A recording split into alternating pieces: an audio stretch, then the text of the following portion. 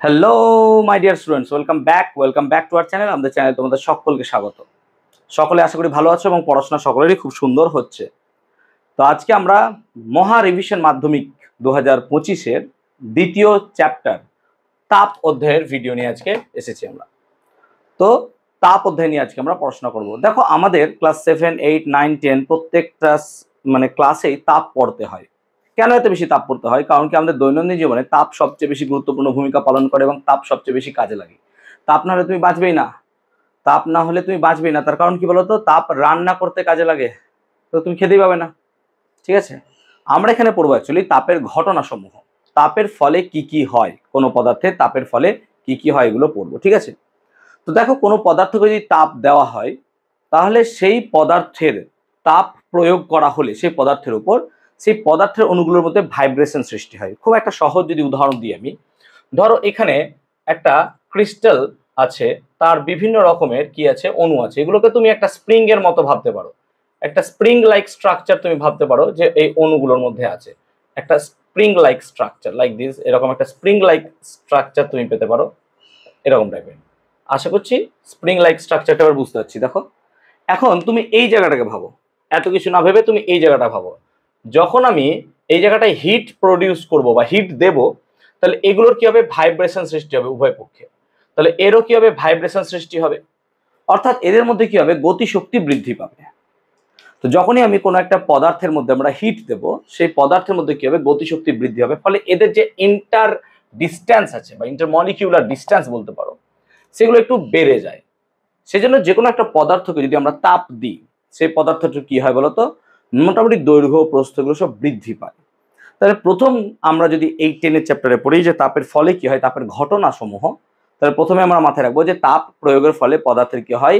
দৈর্ঘ্য, ক্ষেত্রফল ইত্যাদি এগুলো সব বৃদ্ধি পায়। ঠিক আছে, তো ধরো এরকমই একটা পদার্থ, ধরো আমার কাছে এরকমই একটা L1 দৈর্ঘ্যের, L1 প্রাথমিক দৈর্ঘ্যের উষ্ণতা T1 এর একটা দণ্ড আছে। তাহলে L1 দৈর্ঘ্য এবং T1 উষ্ণতায় দণ্ডটা আছে। এবার যদি আমি আস্তে আস্তে একে তাপ প্রয়োগ করি, তাহলে কি হবে? উষ্ণতা বাড়বে। ধরো উষ্ণতা বাড়লো, কত বাড়লো উষ্ণতা? উষ্ণতা বেড়ে হলো T2। তাহলে দৈর্ঘ্য বৃদ্ধি পেলো, দৈর্ঘ্য বৃদ্ধি পেয়ে হলো L2। আমি কি কথাটা বোঝাতে পারছি? ফ্যাক্ট হচ্ছে, আমি সিম্পল একটা কথা বলছি যে L1 প্রাথমিক দৈর্ঘ্যযুক্ত একটা দণ্ড ছিল যার উষ্ণতা ছিল T1। আর কি বলছি আমি? যে আমি যদি উষ্ণতা বাড়াই T2, তাহলে তার দৈর্ঘ্য বৃদ্ধি হলো। কেন বৃদ্ধি হলো? অবভিয়াসলি বুঝতে পারছো, এখানে বাড়বে।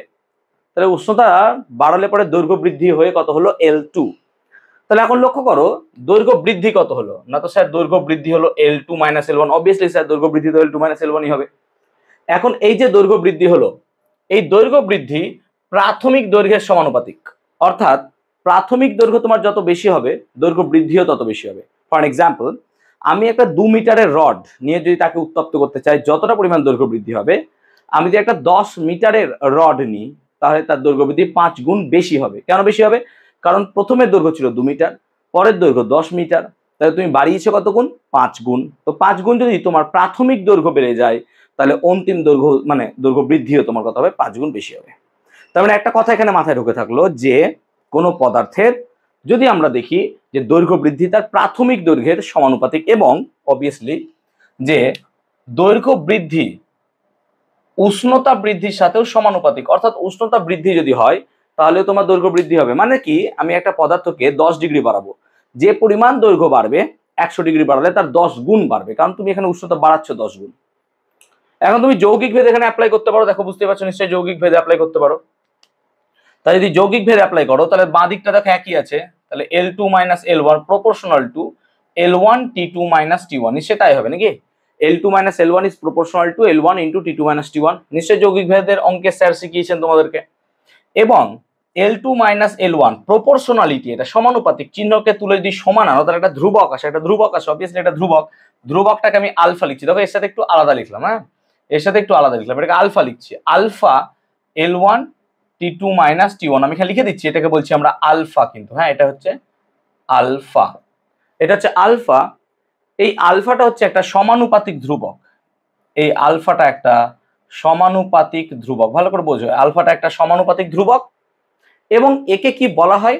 না তো আমি ছোট করে লিখছি, একে বলা হয় দৈর্ঘ্য প্রসারণ গুণাঙ্ক। তার মানে এই যে আমরা সমানুপাতিক ধ্রুবক আলফাটা পেলাম, সেই আলফাটাকে আমরা বলছি কি দৈর্ঘ্য প্রসারণ গুণাঙ্ক। ঠিক আছে, তাহলে আলফাটাকে আমরা বলছি দৈর্ঘ্য প্রসারণ গুণাঙ্ক। ওকে, তাহলে এই আলফাটা একটা সমানুপাতিক ধ্রুবক এবং এটা হচ্ছে দৈর্ঘ্য প্রসারণ গুণাঙ্ক, এবং এই আলফা মাথায় রাখবে পদার্থের উপাদানের উপর নির্ভর করে, পদার্থের উপাদানের উপর নির্ভর করবে। ঠিক আছে, আমি সব পয়েন্ট করে দিচ্ছি এগুলো। তাই দেখো আলফা সমান তুমি এখান থেকে লিখতে পারো যে L2 minus L1 by L1 into T2 minus T1। এটা মাথায় রাখবো আমরা, এই কোশ্চেনটা মাথায় রাখবো যে আলফা সমান আমরা কি পেলাম, না তো স্যার আলফা সমান আপনি পেলেন L2 minus L1 by L1 into T2 minus T1। এখান থেকে আমরা আলফার সংজ্ঞাটাকে লিখতে পারি। কি সংজ্ঞা হতে পারে, না তো একক প্রাথমিক দৈর্ঘ্যযুক্ত কোন দণ্ডের উষ্ণতা বৃদ্ধি যদি 1 ডিগ্রি সেলসিয়াস করা হয়, তাহলে যে পরিমাণ দৈর্ঘ্য বৃদ্ধি হবে তাকে বলা হবে তার দৈর্ঘ্য প্রসারণ গুণাঙ্ক। আই রিপিট, একক প্রাথমিক দৈর্ঘ্যযুক্ত কোন দণ্ডের উষ্ণতা যদি 1 ডিগ্রি সেন্টিগ্রেড বাড়ানো হয়, তাহলে যে পরিমাণ দৈর্ঘ্য বৃদ্ধি হবে তাকে বলা হবে তার দৈর্ঘ্য প্রসারণ গুণাঙ্ক। ঠিক আছে, দৈর্ঘ্য প্রসারণ গুণাঙ্কের একক কি হবে, as you can see CGS একক আগে বার করো। তো দেখো সিজিএস একক যদি তুমি বার করতেই চাও, তাহলে L2 মাইনাস L1 মানে দৈর্ঘ্য বৃদ্ধি। আচ্ছা, দৈর্ঘ্যের একক আর দৈর্ঘ্য বৃদ্ধির একক নিশ্চয়ই একই হবে। তাহলে এখানে কি লিখবো, আমি অবভিয়াসলি লিখবো দৈর্ঘ্যের একক, আর নিচে দেখো L1 মানেও কি দৈর্ঘ্যের একক, দৈর্ঘ্যের একক, আর এটা কি হচ্ছে উষ্ণতার একক। তুমি স্পষ্ট দেখতে পাচ্ছ যে দৈর্ঘ্যের একক কেটে যায়। তার মানে তুমি দেখতে পাচ্ছ আলফার একক পড়ে থাকছে কি 1 বাই উষ্ণতার একক। তাই অনেক সময় এখানে কোয়েশ্চেন একটা দেয় যে দেখাও যে দৈর্ঘ্য প্রসারণ গুণাঙ্কের একক দৈর্ঘ্যের এককের উপর নির্ভরশীল নয়। কি বললাম, দৈর্ঘ্য প্রসারণ গুণাঙ্কের একক দৈর্ঘ্যের এককের উপর নির্ভরশীল নয়। দেখো সেটাই বোঝা যাচ্ছে যে দৈর্ঘ্যের একক দুটো কেটে যাচ্ছে, ভাই কেটে যাচ্ছে, দৈর্ঘ্যের একক দুটো কেটে যাচ্ছে, কারণ এটাও দৈর্ঘ্য বৃদ্ধি, দৈর্ঘ্যের একক কেটে যাচ্ছে, তাহলে পড়ে থাকছে উষ্ণতার একক। সেই জন্য সিজিএস পদ্ধতিতে যদি আমি এখানে লিখি, তাহলে সিজিএস পদ্ধতিতে দৈর্ঘ্য প্রসারণ গুণাঙ্কের একক হবে degree C to the power -1 উপরে তুলে দিলাম, আর এসআই পদ্ধতিতে হবে কেলভিন টু দি পাওয়ার -1 মাথায় রাখবো। আর মাত্রা কি হবে, যদি মাত্রা লিখতে চাই তাহলে মাত্রা হবে থিটা টু দি পাওয়ার -1। তাহলে সিজিএস পদ্ধতিতে একক হবে degree C to the power -1, SI পদ্ধতিতে কে টু দি পাওয়ার -1, আর মাত্রা হবে থিটা টু দি পাওয়ার -1, মনে রেখে দেবো। এই হলো দৈর্ঘ্য প্রসারণ গুণাঙ্ক। যেমন একটা উদাহরণ দিচ্ছি। ধরো আমাকে বললো লোহার আলফা মানে কি, লোহার আলফা মানে হচ্ছে দৈর্ঘ্য প্রসারণ গুণাঙ্ক। দেখো লিখে রেখেছি, আলফা মানে হচ্ছে দৈর্ঘ্য প্রসারণ গুণাঙ্ক। লোহার আলফা বা দৈর্ঘ্য প্রসারণ গুণাঙ্ক যদি আমাকে বলতে দেয় 1.6 into 10 to the power -4 degree C to the power -1, ধরো আমি একটা আননোন একটা নাম্বার নিলাম। এটার মানে কি, এই সমস্ত কিছু আমার নোটসে খুব সুন্দর করে দেওয়া আছে। যারা আমার কাছে পড়ো তোমরা জানো, রেডিলি অ্যাভেলেবেল তোমাদের এগুলো সব নোটসে মডিউলে দেওয়া আছে, ক্লাস 10 এর যে মডিউল। ঠিক আছে, তাহলে লোহার দৈর্ঘ্য প্রসারণ গুণাঙ্ক এত বলতে কি বোঝায় না তো এইখানে সংজ্ঞাতে যা ছিল, না তো যেহেতু এটা সিজিএস এ আছে, তাহলে 1 সেন্টিমিটার প্রাথমিক দৈর্ঘ্যযুক্ত কোনো লোহার দণ্ডের উষ্ণতা যদি 1 ডিগ্রি সেলসিয়াস বাড়ানো হয়, তাহলে পরে তার দৈর্ঘ্য বৃদ্ধি হবে 1.6 into 10 to the power -4 centimetre. I repeat, 1 centimetre প্রাথমিক দৈর্ঘ্যযুক্ত একটি লোহার দণ্ডের উষ্ণতা যদি 1 ডিগ্রি বাড়ানো হয়, তাহলে তার দৈর্ঘ্য বৃদ্ধি হবে 1.6 into 10 to the power -4 centimetre. লোহার আলফা দ্বারা এটাই বোঝানো যায়। তাহলে কি বললাম, একক প্রাথমিক দৈর্ঘ্যযুক্ত এবং একক উষ্ণতা বাড়াতে যে পরিমাণ দৈর্ঘ্য বৃদ্ধি হয়, সেম জিনিস 1 সেন্টিমিটার প্রাথমিক দৈর্ঘ্যযুক্ত লোহার দণ্ডের উষ্ণতা 1 ডিগ্রি সেলসিয়াস বাড়াতে তোমার দৈর্ঘ্য বৃদ্ধি হবে কত, 1.6 into 10 to the power -4 centimetre. তাহলে এটা হলো লোহার দৈর্ঘ্য প্রসারণ গুণাঙ্কের গল্প। তাহলে আই গেস লোহার দৈর্ঘ্য প্রসারণ গুণাঙ্কের কনসেপ্টটা বুঝতে পারলাম। তাহলে একটা পদার্থের যদি শুধুমাত্র দৈর্ঘ্য থাকে, শুধু দৈর্ঘ্য এরকম টাইপের শুধু দৈর্ঘ্য আছে, তাহলে তার ক্ষেত্রে দৈর্ঘ্য প্রসারণ গুণাঙ্ক applicable. Very good, obviously sir applicable. এখন ধরো তোমার কাছে একটা পাত আছে, এরকম একটা পাত আছে, তাহলে একটা পাত যদি থাকে, পাতের ক্ষেত্রে হয় ক্ষেত্রফল, S0। তাহলে পাতের ক্ষেত্রে ক্ষেত্রফল S0 কত হবে, না তো সিমিলারলি ধরো এর দৈর্ঘ্য এর ক্ষেত্রফল ছিল কত, S0। ধরো এর প্রাথমিক ক্ষেত্রফল ছিল S1 যখন উষ্ণতা ছিল T1। তাহলে এর যখন ক্ষেত্রফল ছিল S1, উষ্ণতা T1, আমি ধরো উষ্ণতা বাড়িয়ে দিলাম, উষ্ণতা বাড়িয়ে কত করলাম, ধরো উষ্ণতা বাড়িয়ে আমি T2 করলাম। তাহলে বলো তো ক্ষেত্রফল বাড়বে কিনা? হ্যাঁ স্যার অবভিয়াসলি বাড়বে।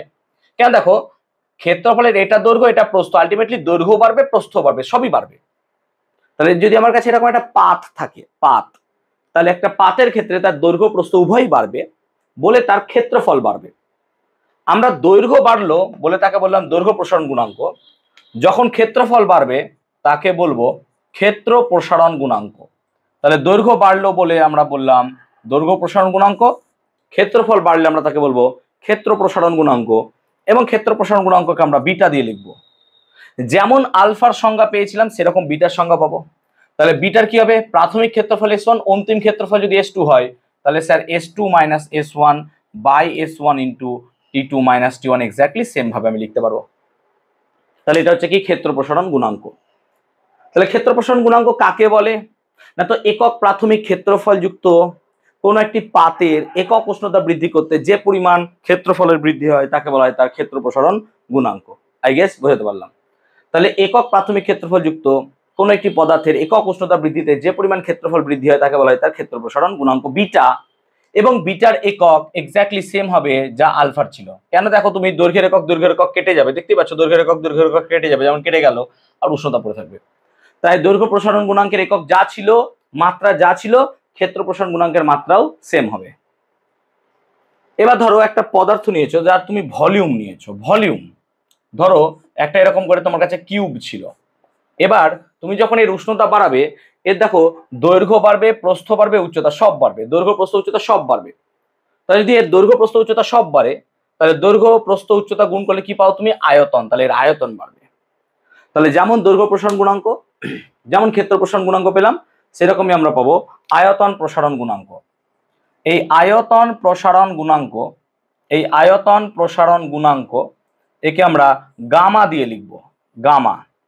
তাহলে ধরো প্রাথমিক আয়তন ছিল V1, পরে আয়তন হলো V2, তাহলে লজিক্যালি কি লিখবো, V2 minus V1 by V1 into T2 minus T1। অনেকে মাথা চুলকে মরে যাবে যে স্যার এইগুলো কি করে বই আসছে হঠাৎ করে। আরে ভাই কিছুই নয়, আমি জাস্ট একটাকে এস্টাবলিশ করলাম, তাকে দেখে অনুকরণ করলাম এইভাবে যে যদি দৈর্ঘ্যের ক্ষেত্রে এরকম হয় তাহলে ক্ষেত্রের ক্ষেত্রে এরকম হবে, আয়তনের ক্ষেত্রেও সেম হবে। তাহলে আয়তন প্রসারণ গুণাঙ্ক কাকে বলে, গামা সমান equal to V2 minus V1 by V1 into T2 minus T1। তাহলে একক প্রাথমিক আয়তন যুক্ত কোনো পদার্থের উষ্ণতা একক বৃদ্ধি করতে যে পরিমাণ আয়তন বৃদ্ধি হয় তাকে বলা হয় তার আয়তন প্রসারণ গুণাঙ্ক। তাহলে কঠিনের ক্ষেত্রে ভালো করে যদি দেখো, কঠিনের ক্ষেত্রে আমরা প্রসারণ গুণাঙ্ক পেলাম 3 রকমের, নাকি কঠিনের ক্ষেত্রে, ঠিক আছে। এই জায়গাটা মেটাচ্ছি, দেখো কি বাবা এরকম বাজে হয়ে যাচ্ছে কেন বাবা, দাঁড়া এক মিনিট, তোমরা নোট ডাউন করে নাও, অসুবিধা নেই, বুঝতে পারছো, ঠিক আছে।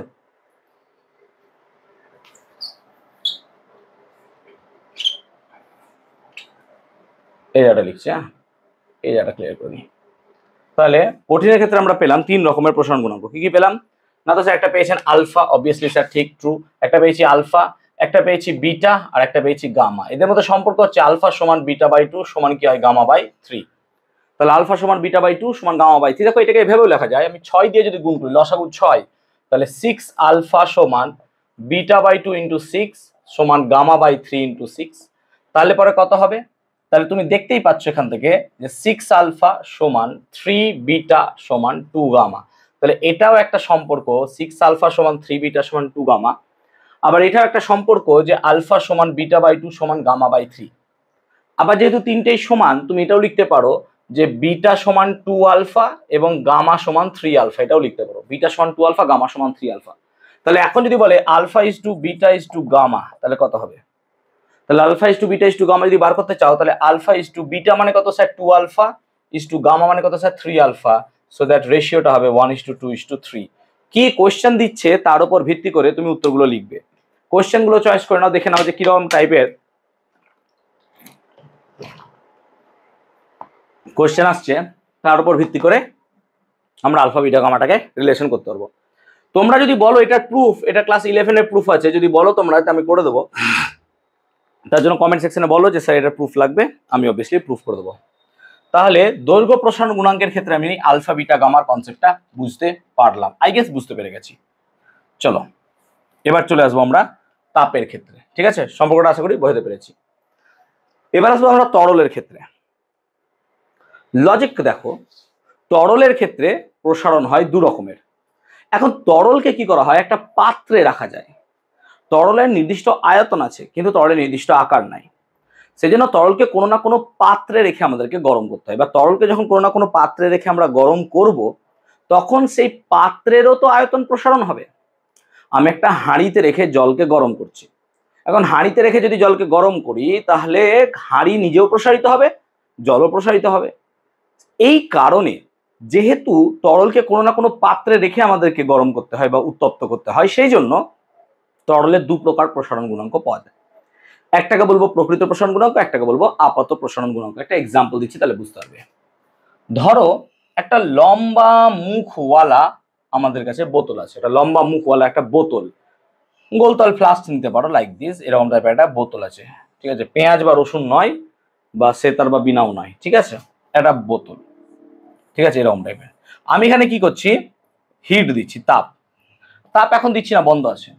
ধরো এত দূর পর্যন্ত জল আছে, এত দূর পর্যন্ত, পুরোটা বাকিটা জল, এত দূর পর্যন্ত জল আছে, ঠিক আছে?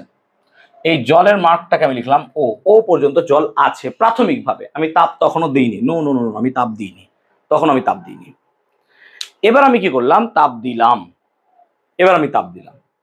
এবার তাপ যখন আমি এখানে দিলাম, ঠিক আছে, তাপ দিলাম, তখন কি হবে? আচ্ছা, দুজনের কথা হবে। এই পরীক্ষাটা ধরো তুমি আরেকজনের সাথে করছো, ধরো ইমাজিন করো, যেটা ক্লাসে করায় সেটাই বুঝিয়ে দিচ্ছি। দেখো, ধরো দুজন বন্ধু পরীক্ষা করছো, তুমি আর একজন, দুজন মিলে ইমাজিন করো, দুটো বন্ধু মিলে পরীক্ষা করছো, ঠিক আছে? এখন দুজন মিলে পরীক্ষা করছো, পরীক্ষাটা যে এরকম রেখেছো। এখন এই বন্ধুর পেয়েছে টয়লেট, এই বন্ধুর পেয়েছে টয়লেট, সো বন্ধুটা টয়লেট করতে চলে গেল। এবার বন্ধু টয়লেটে গিয়ে কি করছে, অনেকক্ষণ ধরে সময় কাটাচ্ছে, টয়লেট চলে গেছে ও। তুমি বিরক্ত হচ্ছে যে বেটা টয়লেটে গিয়ে কি করছে কি না করছে, ভাই এতক্ষণ ধরে সময় কি হচ্ছে না হচ্ছে, চলো আমরা কি করি, পরীক্ষাটা শুরু করে দিই। তো তুমি তুমি পরীক্ষাটা শুরু করে দিলে, তুমি পরীক্ষা শুরু করে দিলে, এখানে তাপ দিয়ে দিলে, হিট। হিট দেওয়ার সঙ্গে সঙ্গে তুমি কি দেখছো, তুমি দেখছো যে জলতলটা প্রথমে এত দূর পর্যন্ত নামলো, জলতল প্রথমে নামলো, তারপর জলতল উঠলো বি পর্যন্ত। এই তুমি এত দূর দেখলে, তুমি এটা দেখলে যে জল তাপ দেওয়ার পর প্রথমে নামলো, তারপর উপরে উঠলো। তা করতে ও বেটা টয়লেট সেরে এসেছে, ঠিক আছে, অনেকক্ষণ ধরে টয়লেটে ছিল সে, ঠিক আছে? তো টয়লেট সেরে সে এসছে, ও এসে কি বলবে, আরে পাগলা পরীক্ষাটা শুরু করে দিলি, তার মানে জল ও থেকে বিতে উঠেছে, এটাই ওর উত্তর, হ্যাঁ না না বলো? ও তো এটাই ভাবে যে জল ও থেকে বি পর্যন্ত গেছে। এখন দেখো, তুমি তখন তাকে এক্সপ্লেন করছো, তুমি তাকে ওকে এক্সপ্লেন করছো, কি এক্সপ্লেন করছো?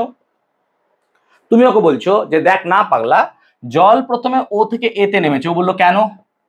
তখন তুমি এক্সপ্লেন করছো এইভাবে যে দেখ, যখন আমরা তাপ দিয়েছি, প্রথম তাপটা গেছে পাত্রে, প্রথম তাপটা কোথায় গেছে, পাত্রে। তো প্রথম তাপ পাত্রে গেছে, পাত্রে যাওয়ার ফলে পাত্রটা আয়তনে প্রসারিত হয়েছে। তো পাত্র যদি আয়তনে প্রসারিত হয়, যেহেতু সরু নল ছিল, জলটা নিচে নেমেছে। তার মানে আমরা এখানে বলবো ও এ কে বলবো পাত্রের প্রসারণ, তাহলে ও এ হবে অ্যাকচুয়ালি পাত্রের প্রসারণ। তাহলে ও এ হচ্ছে আমার পাত্রের প্রসারণ, অবভিয়াসলি পাত্র প্রসারিত হচ্ছে এখানে, ঠিক আছে? তারপর কি হলো, তারপর তাপ চলে গেছে সোজা জলে, তারপর তাপ চলে গেছে জলে। এবার জল কি হয়, বেশি পরিমাণে প্রসারিত হয়। প্রসারণের দিক দিয়ে যদি দেখো, কঠিনের প্রসারণের থেকে জলের প্রসারণ বেশি হবে, তরলের। আর তরলের থেকে কার প্রসারণ সবচেয়ে বেশি হয়, গ্যাসের। দেখো এগুলো রিভিশন করাচ্ছি, হ্যাঁ রিভিশন, তো রিভিশনের মতো করে নাও এগুলোকে, ঠিক আছে? তাহলে লজিক্যালি কি হচ্ছে, ও এটা হলো পাত্রের প্রসারণ। এবার তাপ যখন জলে বা তরলে চলে গেছে, তরল বেশি পরিমাণে প্রসারিত হয়ে গেছে, তরল বেশি পরিমাণে প্রসারিত হয়ে গেছে বলে তরল এ থেকে বিতে চলে গেছে, সেজন্য এই বিটাকে বলবো তরলের প্রকৃত প্রসারণ। তরলের কি বলবো, প্রকৃত প্রসারণ। আর তোর মনে হচ্ছে যে জল ওতে ছিল বিতে এসছে, তাই এই ওবিটাকে আমরা বলবো আপাত প্রসারণ বা অ্যাপারেন্ট এক্সপ্যানশন। তাহলে তোর মনে হচ্ছে এটা আপাত প্রসারণ। লজিকটা কি বোঝাতে পেরেছি, লজিকটা কি বোঝাতে পেরেছি? ভালো লাগলো এই লজিকটা, বুঝতে পেরেছো? বুঝতে পেরেছো? লাইক দাও, লাইক করো, একটা লাইক করো, সাবস্ক্রাইব করো, লাইক করো, ঠিক আছে? ওকে ওকে, তাহলে এই হচ্ছে লজিক। তাই দেখো তুমি এখানে ইজিলি লিখতে পারছো কি, যে এ বি সমান ও এ প্লাস ও বি, ও এ প্লাস ও বি। অবভিয়াসলি স্যার লিখতে পারবো, হ্যাঁ অবভিয়াসলি লিখতে পারবে। তাহলে এখানে তুমি লিখতে পারবে কি, এ বি মানে প্রকৃত প্রসারণ, তাহলে তুমি লিখতে পারবে প্রকৃত প্রসারণ তরলের সমান আপাত প্রসারণ। আমি আপাতই লিখলাম, হ্যাঁ আপাত লিখলাম, প্লাস কি হবে, পাত্রের প্রসারণ। তো এটা মাথায় রাখবো, প্রকৃত প্রসারণ সমান আপাত প্রসারণ প্লাস পাত্রের প্রসারণ। তো তরলে যদি প্রসারণ দু রকমের হয়, তাহলে গুণাঙ্কও দু রকমের হবে, একটা হবে প্রকৃত প্রসারণ গুণাঙ্ক আর একটা হচ্ছে আপাত প্রসারণ গুণাঙ্ক। প্রকৃত প্রসারণ গুণাঙ্ককে আমরা গামা আর দ্বারা লিখবো, যেটাকে বলা হয় gamma real, gamma R. Gamma R কত হবে না, তো v2 dash minus v1 by v1 into t2 minus t1, এইভাবে লিখতে পারো। তাহলে সংজ্ঞাটা এরকম হবে, একক প্রাথমিক আয়তন যুক্ত কোন তরলের একক উষ্ণতা বৃদ্ধি করতে যে পরিমাণ প্রকৃত প্রসারণ হয়, যে পরিমাণ প্রকৃত প্রসারণ হয় তাকে বলা হয় প্রকৃত প্রসারণ গুণাঙ্ক। আই রিপিট, তাহলে একক প্রাথমিক আয়তন যুক্ত কোন তরলের একক উষ্ণতা বৃদ্ধিতে যে পরিমাণ প্রকৃত প্রসারণ হয় তাকে বলবো প্রকৃত প্রসারণ গুণাঙ্ক। আর যদি আপাত প্রসারণ হয়, যদি আপাত প্রসারণ হয় তাকে গামা এ দিয়ে লিখবো, গামা এ। তাহলে v2 minus v1 by v1 into t2 minus t1, তাহলে এটাকে বলবো আপাত প্রসারণ গুণাঙ্ক। তাহলে প্রকৃত প্রসারণ গুণাঙ্ক আর আপাত প্রসারণ গুণাঙ্ক এইভাবে পেলাম। যেহেতু প্রকৃত প্রসারণ আপাত প্রসারণ দেখো গুণাঙ্কের সাথেই সমানুপাতিক, বুঝতেই পারছো, তার জন্য আমরা এইভাবে লিখতে পারি যে গামা আর সমান গামা এ প্লাস গামা জি, যেখানে গামা আরটা হচ্ছে প্রকৃত প্রসারণ গুণাঙ্ক, গামা এটা হচ্ছে আপাত প্রসারণ গুণাঙ্ক, আর গামা জিটা হচ্ছে কি পাত্রের প্রসারণ গুণাঙ্ক। জি মানে গ্লাস লিখে রেখেছি। তাহলে এই সম্পর্কটা আমাদের পরীক্ষায় দেয়। তাহলে তিন প্রকারের আমরা প্রসারণ গুণাঙ্ক দেখলাম, কঠিনের ক্ষেত্রে আর তরলের ক্ষেত্রে আমরা দেখলাম দু প্রকারের প্রসারণ, একটা হচ্ছে আপাত প্রসারণ আর প্রকৃত প্রসারণ। যদি বেসিক কোয়েশ্চেন দেয় আপাত প্রসারণ আর প্রকৃত প্রসারণ, তাহলে দু প্রকার প্রসারণ থাকে কেন? কারণ তরলকে ডাইরেক্ট তুমি তাপ দিতে পারবে না, কোনো না কোনো পাত্রে রেখে ওকে তাপ দিতে হবে। আর যখন ওকে কোনো পাত্রে রেখে আমি তাপ দেব তখন অবভিয়াসলি কি হবে, আমার সেই পাত্রটাও প্রসারিত হবে। এবার পাত্র যদি প্রসারিত হয় তাহলে পাত্রের প্রসারণও তো আমাকে অ্যাড করতে হবে, সেই জন্য আমাকে কি করতে হবে, দু প্রকারের প্রসারণ আমি এখানে দেখতে পাই। তাহলে আই গেস কঠিনের প্রসারণ আর তরলের প্রসারণটা আমরা বুঝতে পারলাম, কোনো রকম সমস্যা নাই। আর সমস্যা থাকলে তোমরা আমাকে কমেন্ট সেকশনে বলতে পারো, অবভিয়াসলি এই চ্যাপ্টার রিলেটেড কোয়েশ্চেন আমাকে বলো, আমি অবভিয়াসলি তোমাদের সলভ করে দেওয়ার চেষ্টা করবো, ঠিক আছে? এই চ্যাপ্টার রিলেটেড কোয়েশ্চেনগুলো আমাকে বলবে, ঠিক আছে? আর কোশ্চেন অ্যান্সার সেশন আসবে, এখন নয়, এখন তো যেহেতু রিভিশন চলছে, রিভিশনের মতো নাও। এখন তোমাদের টার্গেট হবে যে পুরো বইটাকে খুঁটিয়ে খুঁটিয়ে পড়া, লাইন বাই লাইন খুঁটিয়ে খুঁটিয়ে পড়া। যদি বই খুঁটিয়ে খুঁটিয়ে বা লাইন বাই লাইন না পড়তে পারো না, খুব মুশকিল আছে।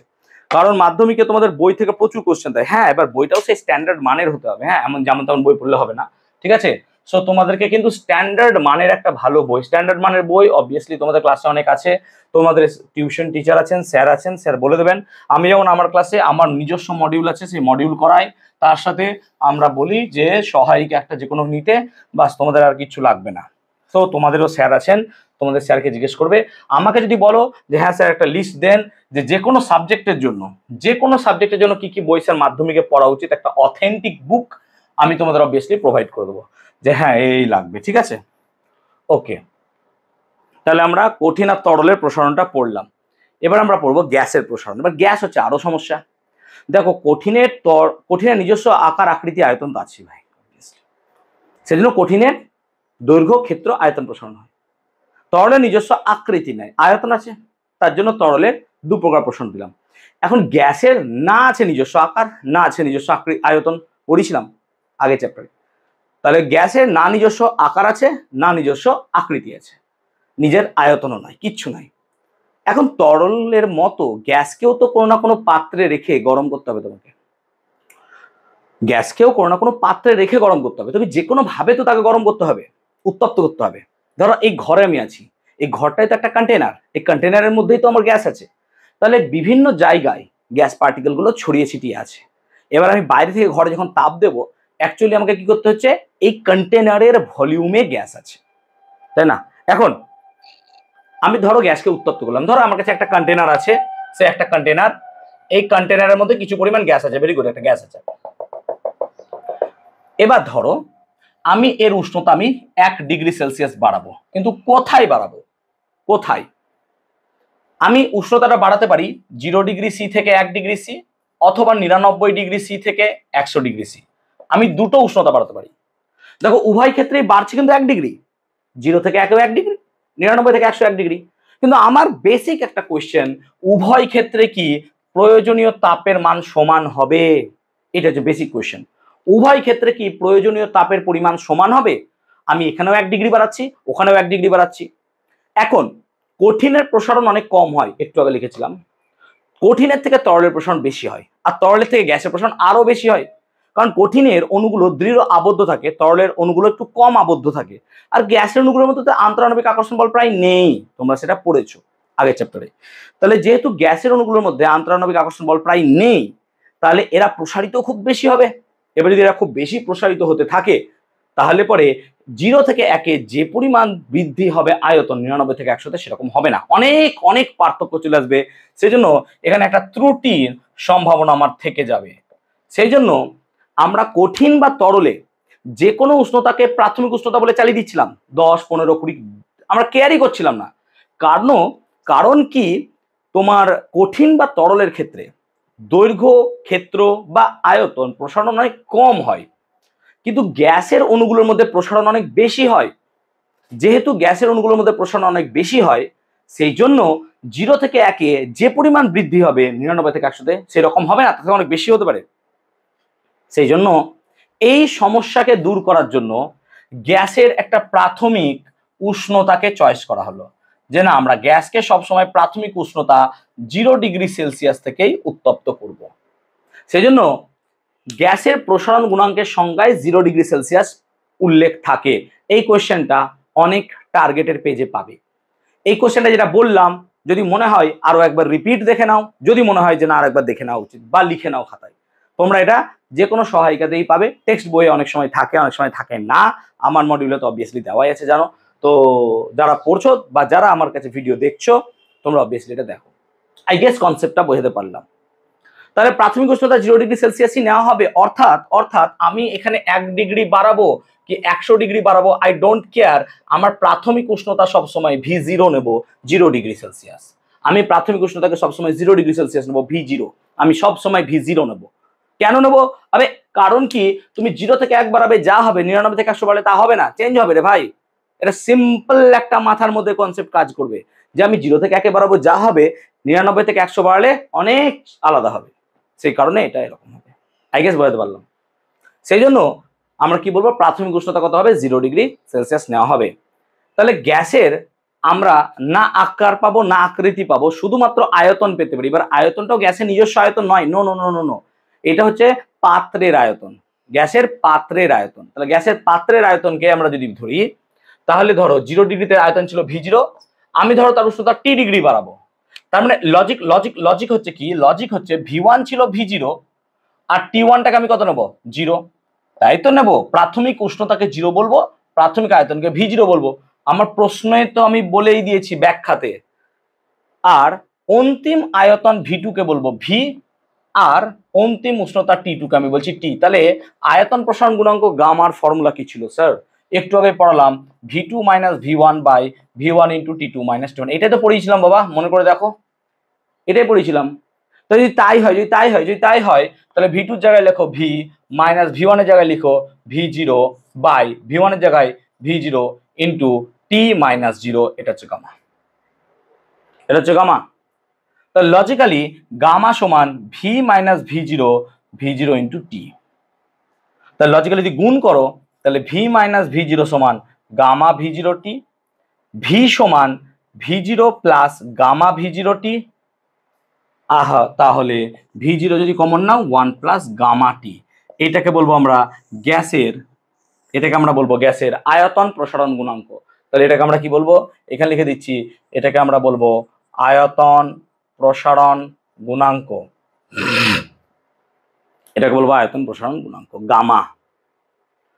এইরকমই একটা ফর্মুলা আমি কেন জানি মনে হচ্ছে আগের দিন লিখেছিলাম। কার সূত্র বলো তো? চার্লস। আমি এরকম একটা কিছু লিখেছিলাম। কি লিখেছিলাম? V সমান V0 1 plus 273 by T, 1 plus T by 273, এরকম কিছু লিখেছিলাম। এবার এই দুটোকে যদি কম্পেয়ার করি, আমরা তুলনা যদি করি, দেখো V0 1 1 T T, বেটা তাহলে গামা মানে 1/273, গামা মানে কি 1/273। তাহলে গ্যাসের আয়তন প্রসারণ গুণাঙ্কের মান সবসময় মাথায় রাখবো 1/273°C⁻1।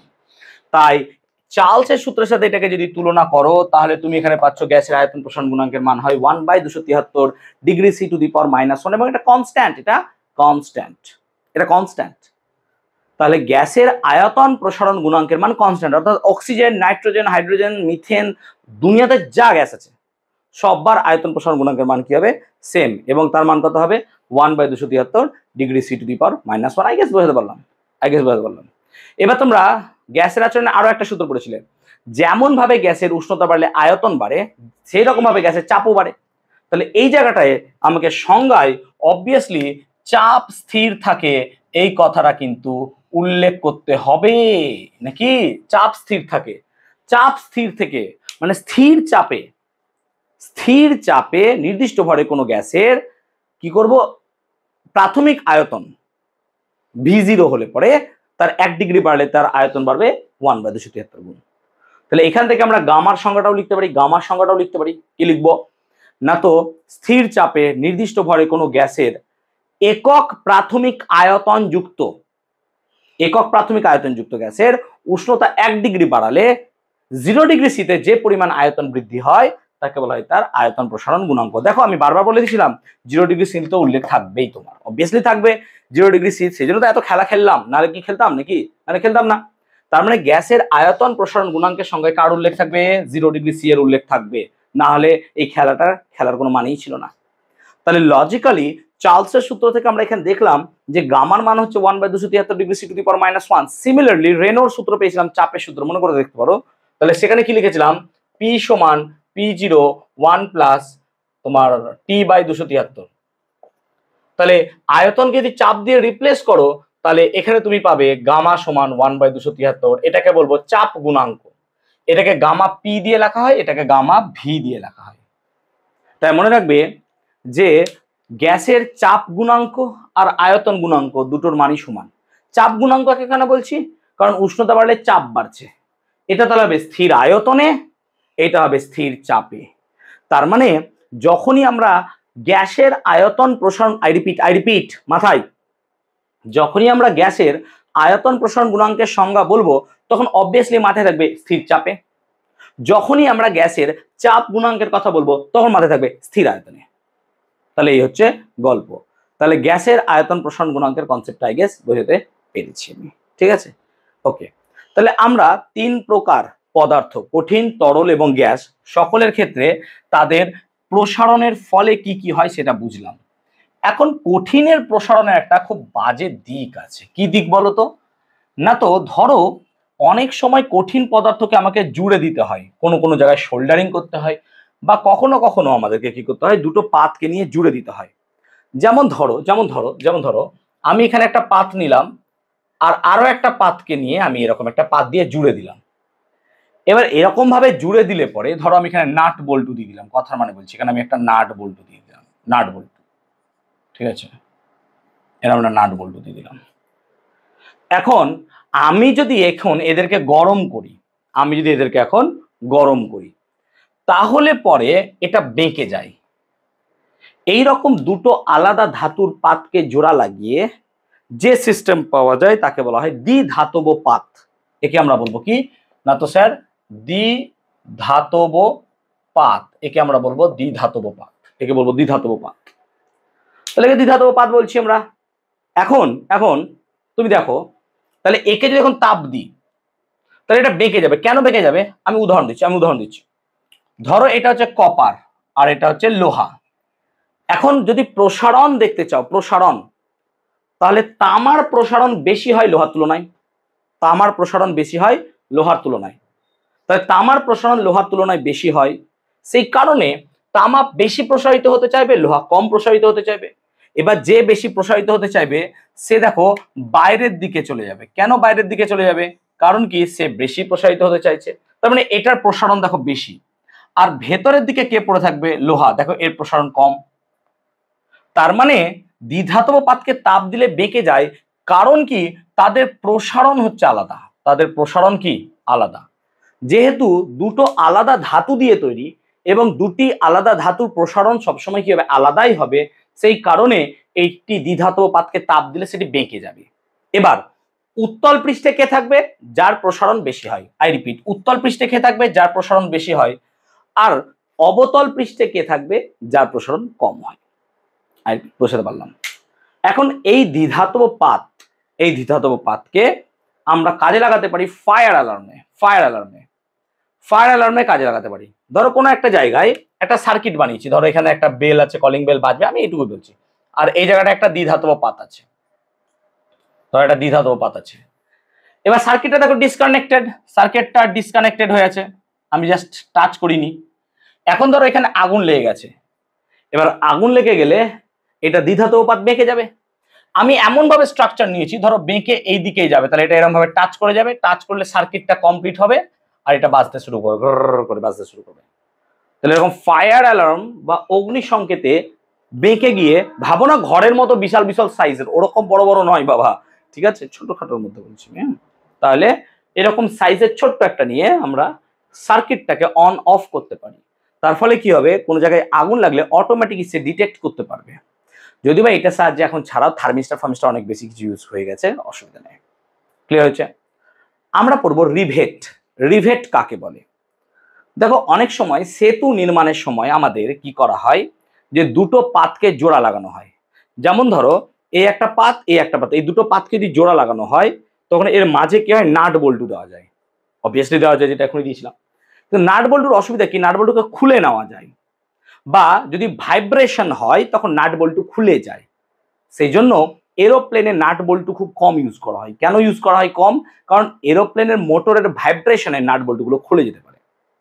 সেই কারণে নাট বল্টুর থেকে আরো একটা ইউজ করা যেতে পারে, সেই জিনিসটাকে বলা হয় রিভেটিংটা কি?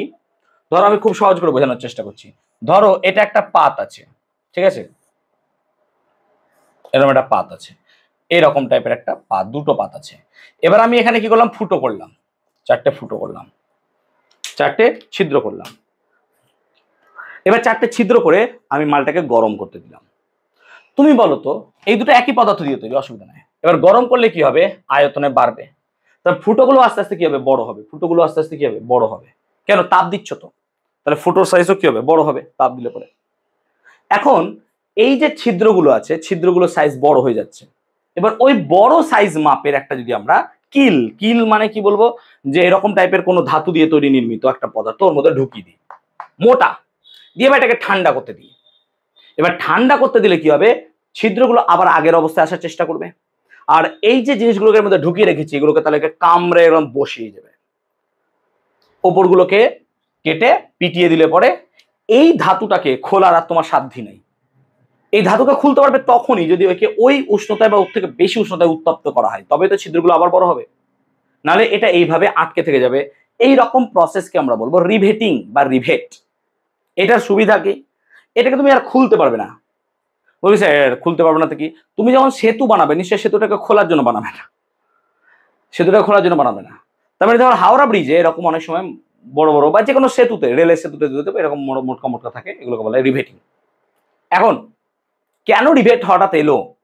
নাট বল্টু তো দিতে পারতাম, ইয়েস নাট বল্টু দেওয়া যায়, যেখানে নাট বল্টু দেওয়া সেখানে তো নাট বল্টু দিতেই হবে, তোমাকে রিভেট দিতে পারবে না। কিন্তু রিভেটটা আমরা বেশিরভাগ করি ভাইব্রেশন কমানোর জন্য। আর যে কেউ খুলে টুলে নিয়ে চলে গেল, একটা ব্রিজকে ভাঙার জন্য যদি আমি দেখি নাট বল্টুগুলো খুলে নিলে ব্রিজ ভেঙে যাবে, তো তার থেকে যদি আমরা রিভেটিং করে ফেলি তাহলে ব্রিজ আর ভাঙবে না, কেউ নিয়ে পালিয়ে যেতে পারবে না। হাওড়া ব্রিজে এক একটা নাট বল্টু এরকম বড় বড় নাট বল্টুকে তো খুলে নিয়ে পালিয়ে যায়, তাহলে ব্রিজ তো এমনি ধসে পড়ে যাবে। তো সেক্ষেত্রে বাঁচার জন্য আমাকে কি করতে হবে, বা সেটাকে ঠিক রাখার জন্য আমরা রিভেটিং করে নেবো, বেস্ট হবে। এবার খোল, এবার ওখানে তোকে গরম করতে হবে, বিশাল গরম না করলে ওটা হবে না, তাহলে লজিক্যালি আমি ওটাকে আর খুলতে পারবো না। আবার খোলার জন্য আমার যদি দরকার হয় আমি গরম করবো, কাটবো, আমার ইচ্ছা, তাই না, চুরি তো করতে পারবে না।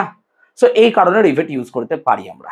আই গেস লজিকটা বলতে বললাম, দ্বিধাতব পাত এবং তার রিভেট। তো এরকম দ্বিধাতব পাতের কনসেপ্টটা আমরা কি মাথায় রাখবো, অবভিয়াসলি রাখবো। এবার আমরা বলবো তাপের পরিবহন কাকে বলে।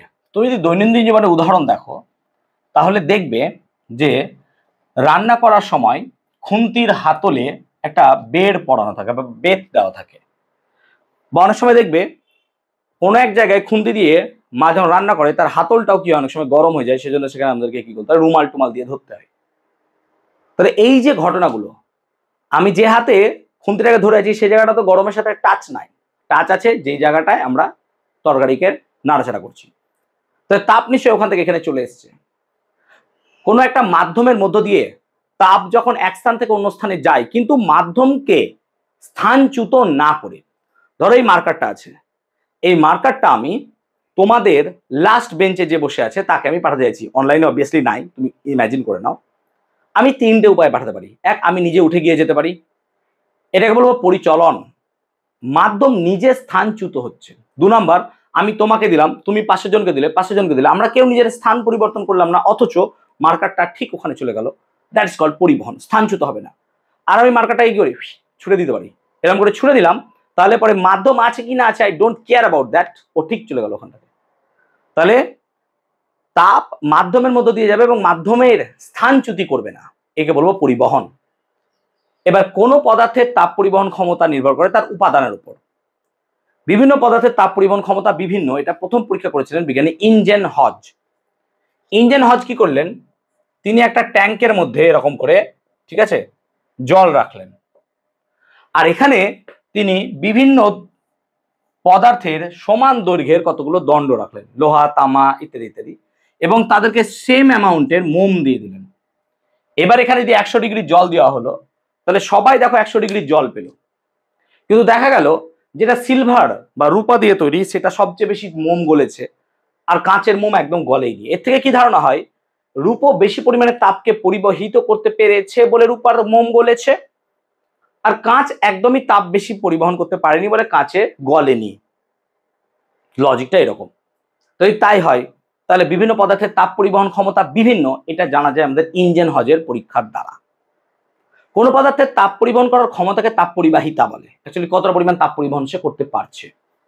যেমন দেখবে গরমকালে আমাদের ঘর জানলা দরজা সব বন্ধ রাখলেও ঘর গরম হয়ে যায়। কেন গরম হয়ে যায়, কারণ বাইরে তাপ ভেতরে ঢুকছে by means of the window অথবা ওয়াল, দরজা বা জানলা দিয়ে অবভিয়াসলি তাপ ঢুকে যাচ্ছে, তার মানে সেখানেও পরিবহন হচ্ছে।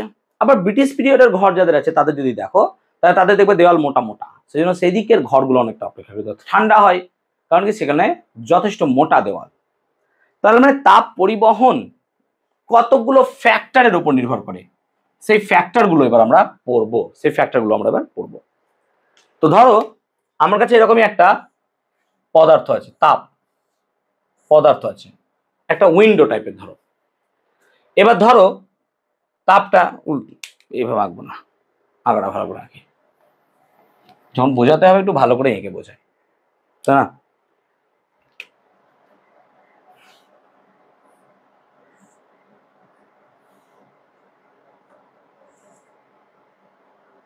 চলো না, তারপরে তুমি ভাবতে পারো যে এরকম টাইপের একটা অংশ, জানলা ভাবতে পারো, জানলা, এখানের উষ্ণতা ধরো θ2, এখানকার উষ্ণতা θ1, এবং অবভিয়াসলি আমি ধরে নিচ্ছি θ2 গ্রেটার দ্যান θ1, তাই এখানকার উষ্ণতা এখানকার থেকে বেশি।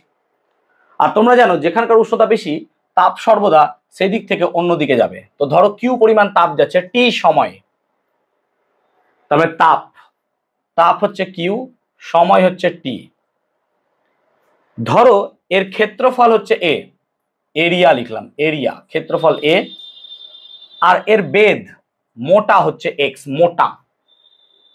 এবার তুমি বলো এই যে এখান থেকে এদিকে তাপ যাবে, সেই তাপের যাওয়ার পরিমাণ ক্ষেত্রফলের সমানুপাতিক। তুমি ভাবো একটা জানলা দিয়ে তাপ ঢুকছে, যদি জানলাটা বড় হতো তাপ বেশি পরিমাণে ঢুকতো অবভিয়াসলি স্যার, তাহলে ক্ষেত্রফল বাড়লে তাপের পরিমাণ কি হবে, যাতায়াত তাপের পরিমাণ, পরিবাহিত তাপের পরিমাণ কি হবে, বাড়বে, সমানুপাতিক সম্পর্ক। তার সাথে লিখতে পারো Q proportional to small tea, অর্থাৎ যত সময় বাড়বে তাপের পরিবহনও তত বেশি বাড়বে, অবভিয়াসলি স্যার যত সময় যাবে তত বেশি পরিমাণে তাপ আদান প্রদান হবে। কিউ প্রপোর্শনাল টু θ2 মাইনাস θ1, অর্থাৎ উষ্ণতার বৃদ্ধি যত বেশি হবে বা উষ্ণতার পার্থক্য যত বেশি হবে তত বেশি পরিমাণে তাপের আদান প্রদান হবে। এখানকার উষ্ণতা 10, এখানকার 0, যে পরিমাণ তাপ যাবে এখানকার 20, এখানে 0 হলে দ্বিগুণ বেশি তাপ যাবে। তো যত বেশি পরিমাণে উষ্ণতার পার্থক্য হবে তত বেশি পরিমাণে তাপ যাবে। কিউ প্রপোর্শনাল টু 1/d, এটাকে ডি ধরে নাও, ডি, তার মানে 1/d, বেধ যত মোটা হবে তাপ পরিবহন তত কম হবে। সেজন্য বললাম মোটা দেওয়াল দিয়ে তাপ বেশি যেতে পারবে না, বেধ মোটা। আর যত পাতলা হবে, 5 ইঞ্চির দেওয়াল হবে, তত বেশি তাপ চলে আসবে। আই গেস বুঝতে পারলাম। এবার সবগুলোকে যদি একত্রীকরণ করো তাহলে তুমি একটা ফর্মুলা পাবে কিউ প্রপোর্শনাল টু সব গুণ A theta two minus theta one T by D. Obviously সেটাই পাবো, কারণ কি যৌগিক ভেদ।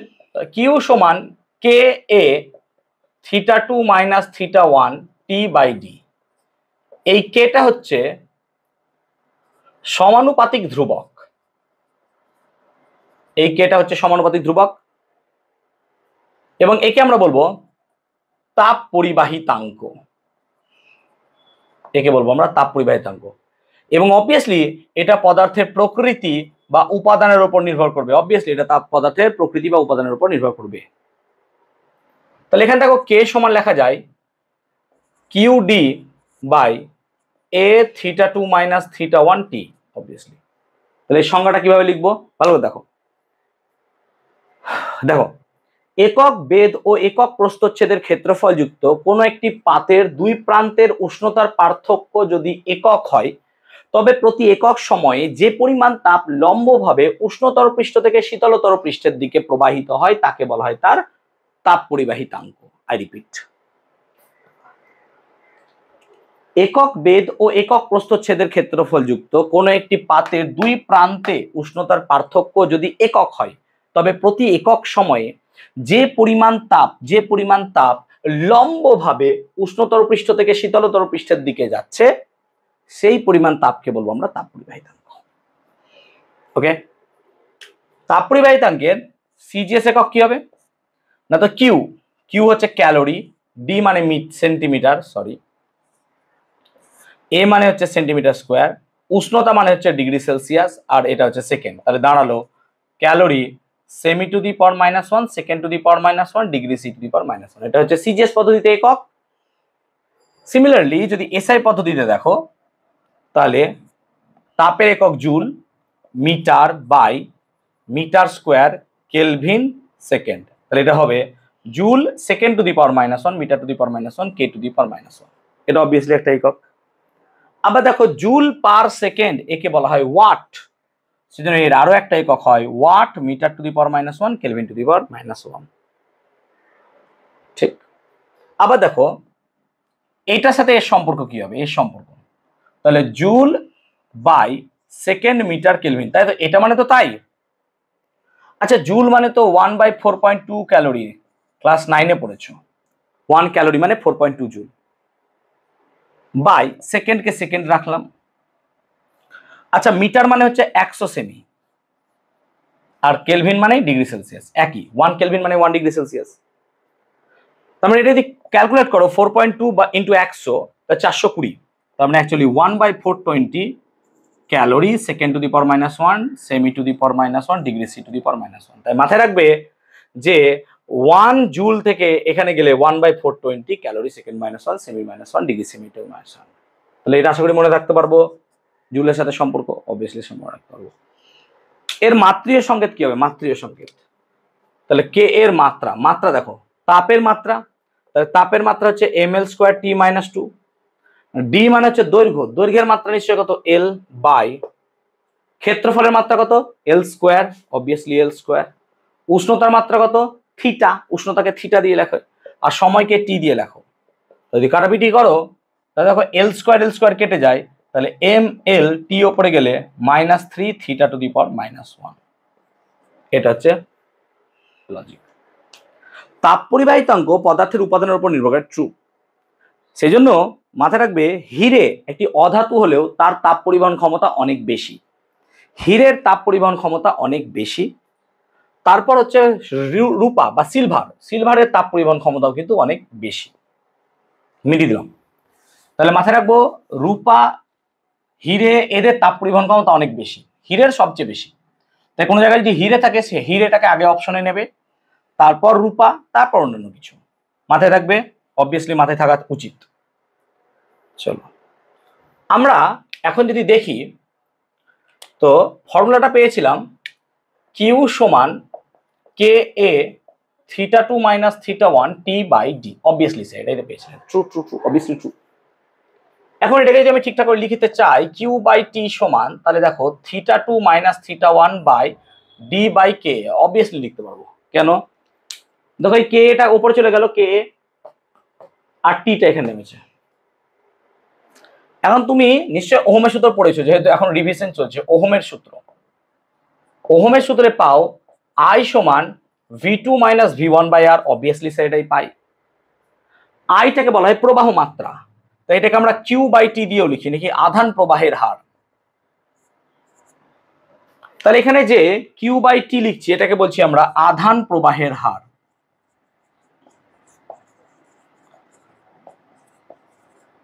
আর এটাকে কি বলছি আমরা? তাপ প্রবাহের হার। অবভিয়াসলি তাপ প্রবাহিত হচ্ছে তার হার, তাপ প্রবাহের হার, অবভিয়াসলি স্যার। এইটা হচ্ছে উষ্ণতার পার্থক্য, এটা হচ্ছে বিভব পার্থক্য।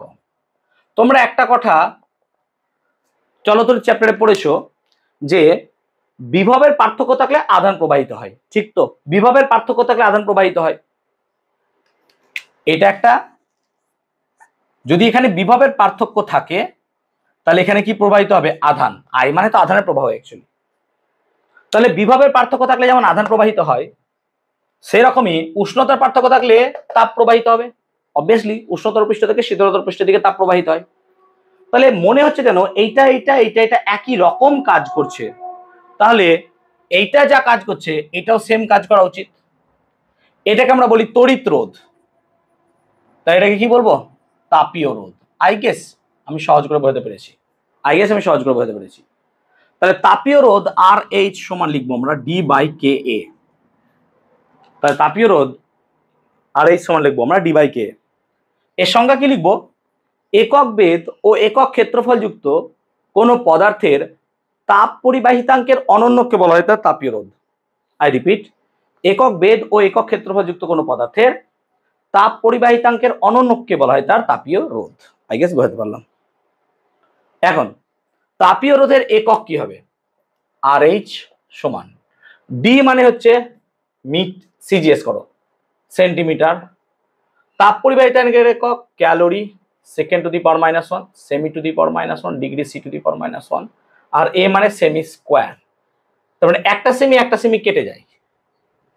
আবার দেখো সেমির সাথে এই সেমিও কেটে যায়, তার মানে পড়ে থাকছে calorie minus 1 second degree Celsius. এটা হচ্ছে আর এইচ এর একক সিজিএস পদ্ধতিতে। এসআই পদ্ধতিতে কি হবে? তাহলে সেম লজিক দেখো, ডি এর একক কি? মিটার। কে এর একক বসাও, কি লিখেছিলাম? Joule, second minus 1, metre minus 1, K minus 1। আর এ মানে মিটার স্কোয়ার। দেখো মিটার একটা মিটার কেটে যায়, আর এই মিটারের সাথে এই মিটারও কেটে যায়, তাহলে পড়ে থাকছে J minus 1 S K. Obviously পড়ে থাকছে জে মাইনাস 1 এস কে। আমরা দেখো এটাকে এইভাবেও লেখা যায়, কে জে মাইনাস 1 মানে কি? নিচে, আর এস কিছু নাই, এই নাকি লেখা যায় না? লেখা যায় না, দেখো উল্টে যাবে। আর জে বাই এস মানে কি? ডাব্লু, তার মানে কে বাই ডাব্লু, তার মানে W two the power minus 1 কে। এটা অনেক বইয়ে পাবে না। তার মানে তাপীয় রোধের একক কি দেখালাম? এটা একটা একক, এটা একটা একক, এটা একটা একক। তাপীয় রোধের মাত্রা কি হবে? মাত্রা, তাপীয় রোধের মাত্রা। তো তাপীয় রোধের মাত্রা নিশ্চয় হবে কি? সেম, এখান থেকে বার করতে পারবো আমরা। ডি, ডি এর মাত্রা কি? এল। কে এর মাত্রা এখানে বার করেছিলাম, এম এল টি মাইনাস 3 থিটা মাইনাস 1। আর এ মানে হচ্ছে এল স্কোয়ার, কাটাকুটি করো, এল এল কেটে গেলে এম মাইনাস 1 এল মাইনাস 2 টি কিউব থিটা। এটা হচ্ছে তার তাপীয় রোধের মাত্রা। তাপীয় রোধ মানে পেলাম ডি বাই কে। তাপীয় রোধাঙ্ক, তাপীয় রোধাঙ্ক হচ্ছে 1 বাই কে। তাপীয় রোধাঙ্কের একক কি হবে? না তো জাস্ট উল্টো, কি হবে? সিজিএস পদ্ধতিতে একক হবে calorie minus 1 second centimetre degree Celsius. আর এসআই পদ্ধতিতে কি হবে? Joule minus 1 second metre kelvin. অথবা নিচে পাঠালে কি হবে? W minus 1 metre kelvin. এটা হচ্ছে তাপীয় রোধাঙ্কের একক। তাহলে আমরা তাপীয় রোধ এবং তাপীয় রোধাঙ্কের একক সম্পূর্ণরূপে বুঝলাম। ক্লিয়ার হয়েছে? তাহলে এটাই ছিল তাপ চ্যাপ্টার, এত সহজ বাচ্চা একটা চ্যাপ্টার। আমি বারবার বললাম, তোমাদের যদি alpha equal to beta by 2 equal to gamma by 3 প্রমাণটা লাগে, অবভিয়াসলি কমেন্ট সেকশন ইউজ করো। আর যদি আজকের ক্লাস তোমার ভালো লাগলো তাপ অধ্যায়ের, তাহলে অবভিয়াসলি সাবস্ক্রাইব করে দাও, যারা নতুন দেখছো একটু বন্ধুদের মধ্যে শেয়ার করে দাও, অ্যান্ড যদি ভিডিওটা ভালো লেগে থাকে অবভিয়াসলি একটু লাইক করো, আর কিছু না। ঠিক আছে, বাকি পরের ভিডিওতে কোনো এক সময় দেখা হবে। সকলে ভালো থাকো, সুস্থ থাকো, আর যদি কোনো কোয়েশ্চেন থাকে অবভিয়াসলি কমেন্ট সেকশনে জানাও। ঠিক আছে, তাপ চ্যাপ্টার রিলেটেড। ওকে, টাটা, বাই বাই।